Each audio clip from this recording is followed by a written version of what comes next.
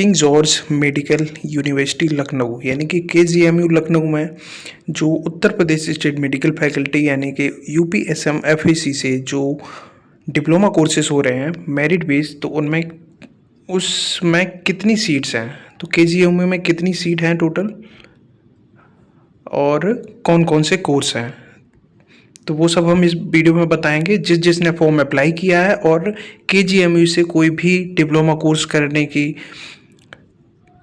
चाह रखते हैं और KGMU को सेलेक्ट करना चाहते हैं, तो उनके लिए ये वीडियो बहुत ही हेल्पफुल रहने वाला है। तो क्या है और बाकी सभी को ये जानना बहुत ज़रूरी है, क्योंकि KGMU लखनऊ यानी कि किंग जॉर्ज मेडिकल यूनिवर्सिटी में बहुत ही जाना माना अच्छा मेडिकल कॉलेज है, जो कि उत्तर प्रदेश का टॉप मेडिकल कॉलेजों में ये आता है।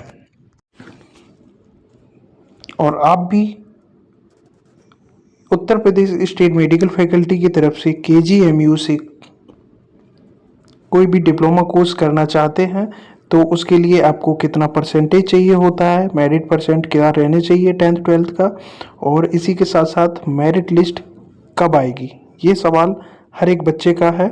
और हर एक मिनट में हर एक कॉल पे कोई भी हर एक बच्चा यही पूछ रहा है कि मेरिट लिस्ट कब आएगी। बेटा ऐसा है कि जो मेरिट लिस्ट है ना, तो ये फैकल्टी ने अब की बार क्या किया, ये फैकल्टी ने अब की बार सबको बेवकूफ़ बनाने का प्रयास कर रही है फैकल्टी।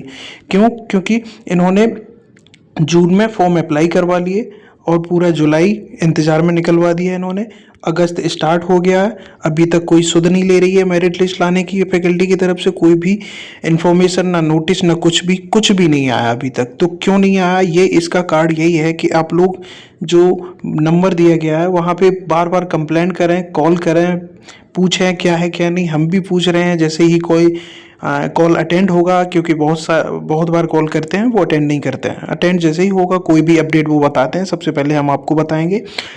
तो जिस लिए मैंने वीडियो ये बनाया है वो चीज़ हम पहले बता देते हैं। जैसे कि ये KGMU के बारे में मैंने डिस्कस करा है इस वीडियो में। तो KGMU में क्या क्या कोर्सेस हैं और कौन कौन से कोर्सेस हैं और कितनी सीट है, तो इसके बारे में हम इसमें बात करेंगे। ठीक है, तो सबसे पहले देख लेते हैं KGMU में 101 से लेके 114 यानी कि टोटल 14 कोर्सेस हैं। ठीक है, ये कोर्सेस रहने वाले हैं और एक एक कोर्स वाइज हम डिटेल में आपको बताते चलेंगे और समझाते चलेंगे। सबसे पहला कोर्स है एनेस्थीसिया का, उसकी 30 सीट है और ब्लड ट्रांसफ्यूज़न की 38 हैं। डिप्लोमा CT स्कैन करना चाहते हो तो 38 सीट यहाँ पे हैं, और कार्डियोलॉजी की भी 38 सीट हैं और डायलिसिस की भी 38 है, नहीं कि 38। Emergency trauma care centre 38 seat इसकी भी हैं।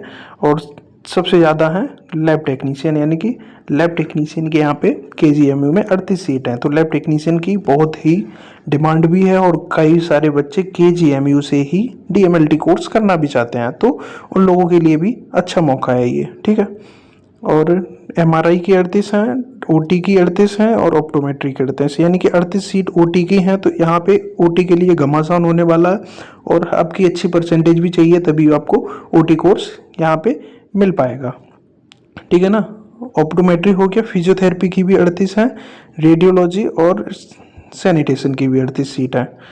तो ये, और इसी के साथ साथ 75 सीट्स यहाँ पे एक्सरे टेक्नीशियन की भी है।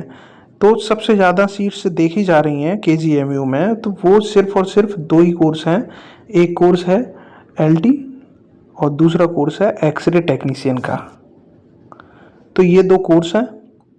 इन दो कोर्स के लिए KGMU में बहुत ही मारामारी भी है, क्योंकि हर कोई LT कोर्स करना चाहता है और एक्सरे टेक्नीशियन कोर्स करना चाहता है, और OT।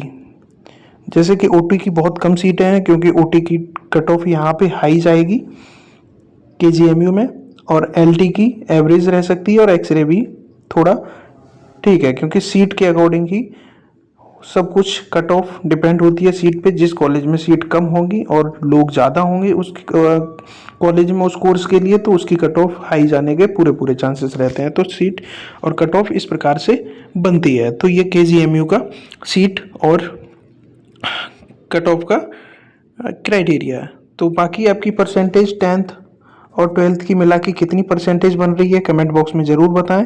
और अगर आपकी मेरिट लिस्ट में अगर आपको अपना नाम अपनी जगह बनाना है तो आपकी परसेंटेज जो रहनी होगी, एवरेज परसेंटेज आपकी 55% प्लस होना ही होना चाहिए, तभी आपको मेरिट लिस्ट में नाम आएगा।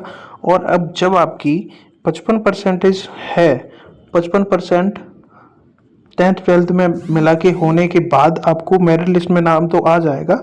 मेरिट लिस्ट में नाम आने का मतलब ये नहीं कि एडमिशन मिल जाएगा, फिर आपको मेरिट लिस्ट जो आएगी उसमें नाम आ जाने के बाद और फिर काउंसलिंग प्रक्रिया होगी। वो काउंसलिंग प्रक्रिया में आपको कॉलेज कहीं अलॉट होता है, अलॉट होने के बाद तब आपको एडमिशन मिलता है। तो ये सारी प्रोसेस होती हैं।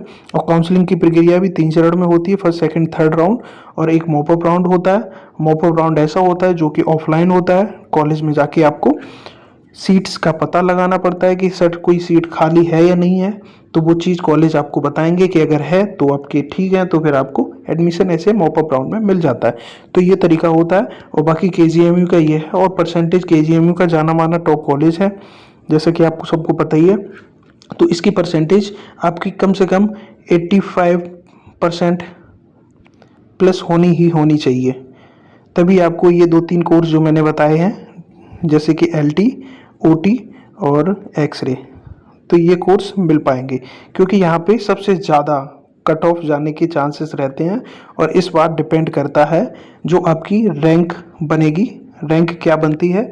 और रैंक जब पता चलेगी आपको, जो आपका मेरिट लिस्ट में मेरिट कार्ड डाउनलोड होके आएगा, उसमें आपकी कैटेगरी और कैटेगरी रैंक और जनरल रैंक दोनों पता चलेगी। उसके बाद ही आपको पता चलेगा कि हमको एडमिशन मिल पाएगा किस कॉलेज में, कितनी परसेंटेज पे, कितनी रैंक पे कॉलेज में सीट्स मिल सकती है। तो ये चीज़ कहना तभी होगा अच्छे से कंफर्म कि हाँ आपकी इतनी रैंक बन रही है, तो इतनी रैंक पे इतनी से इतनी रैंक तक ये कॉलेज आपको मिलने के पूरे चांसेस हैं। तो ये चीज़ आप वेट कर लें थोड़ा मेरिट लिस्ट का, मेरिट लिस्ट आने दो और कार्ड डाउनलोड होने दो, उसके बाद ही कुछ कंफर्म हो पाएगा, ठीक है ना। तो चलिए मिलते हैं अगले वीडियो में, तब तक के लिए ख्याल रखें अपना। वीडियो लास्ट तक देखने के लिए बहुत बहुत धन्यवाद।